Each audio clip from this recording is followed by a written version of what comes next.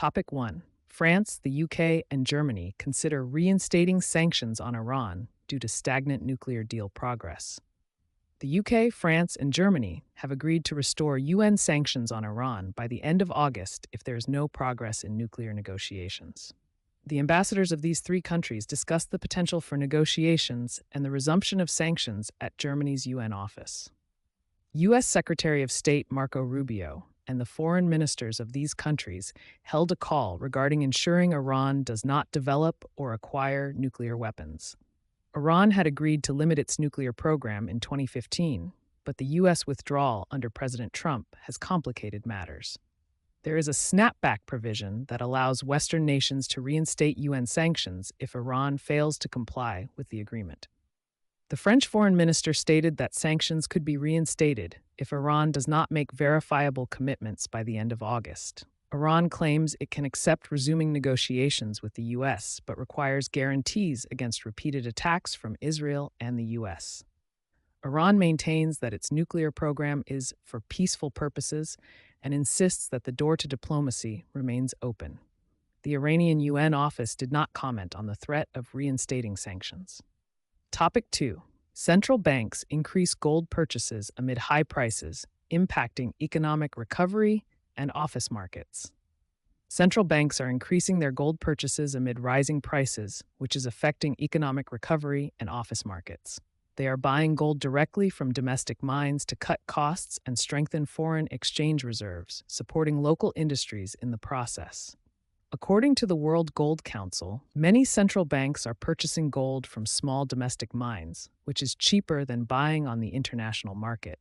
This trend is seen as a hedge against rising gold prices and geopolitical uncertainty. However, additional costs may arise from refining gold to international standards. Meanwhile, demand in the office market is declining. A VTS report indicates that demand in major office markets decreased in April 2023, likely due to uncertainties in tariffs and capital markets.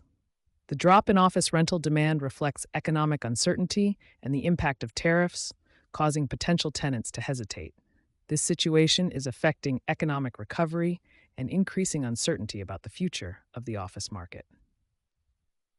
Topic 3. Former President Trump scrutinizes Federal Reserve actions and proposes tariffs on smaller nations. Former President Donald Trump announced plans to impose tariffs of over 10% on small nations in Africa and the Caribbean. Commerce Secretary Howard Lutnick confirmed that these tariffs would apply to these regions. Trump also mentioned the possibility of announcing tariffs on pharmaceutical products by the end of the month and indicated similar tariffs on computer chips. These measures are part of Trump's goal to reduce the trade imbalance in the United States. Topic 4. Significant data breach at Co-op compromises information of 6.5 million members, raising cybersecurity concerns. Co-op CEO Shireen Khoury-Haque revealed that a recent cyberattack compromised the names, addresses, and contact information of 6.5 million members. However, financial information such as card numbers or transaction data was not leaked. The incident occurred in April, leading Co-op to suspend some IT systems, resulting in empty shelves in grocery stores and funeral homes operating on paper-based systems. Co-op is not expecting significant recovery of hacking costs as it invested in detection systems instead of cyber insurance. Police and the National Crime Agency are investigating the possible involvement of a hacker group called Scattered Spider, while the Information Commissioner's Office is providing advice and support to those concerned about their personal information. Several retailers have faced cyber attacks in recent years, raising concerns about cybersecurity. Topic 5. Elon Musk's influence, evident as jury selection B